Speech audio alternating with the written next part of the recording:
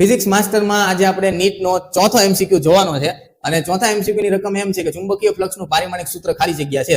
જોઈએ આ ચાર ઓપ્શનમાંથી કયો સાચો છે. તો સૌથી પહેલા હું તમને એક સૂત્ર કહીશ કે ફ્લક્સનું સૂત્ર શું છે, તો કે ∅ બરાબર AB, બરોબર. જ્યાં A એટલે ક્ષેત્રફળ અને B એટલે ચુંબકીય ક્ષેત્ર.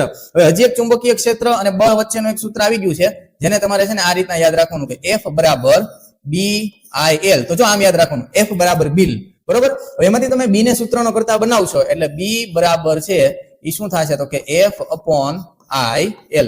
તો હવે જો આ B ની કિંમત છે આપણે આ સૂત્રમાં મૂકીએ એટલે A ગુણાકારમાં B એટલે તો કે F upon IL. હવે આ તમામ રાશિના પારિમાણિક સૂત્ર છે એ લખીએ તો જો ક્ષેત્રફળ છે તો તેનું પારિમાણિક સૂત્ર શું થશે તો કે L2 ગુણાકારમાં બળનું પારિમાણિક સૂત્ર શું થશે તો કે M1 L1 T - 2, બરોબર. છેદમાં હવે છેદમાં છે આપણે વિદ્યુત પ્રવાહ છે એટલે એનું પારિમાણિક સૂત્ર શું થશે તો કે A1 એમ્પિયર એનો એકમ છે એટલે, બરોબર.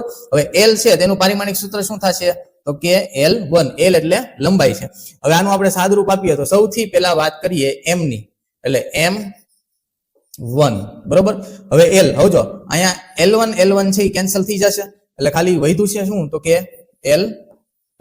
ત્યાર પછી T તો કે T - 2 અને A1 છે 1 ઉપર જાય તો શું થશે તો કે -1, બરોબર. હવે જો આમાંથી આપણે ચારે ઓપ્શન માંથી કયું સાચું છે તો કે ઓપ્શન છે C. એટલે આ આપણને મળ્યું ચુંબકીય ફ્લક્સનું પારિમાણિક સૂત્ર.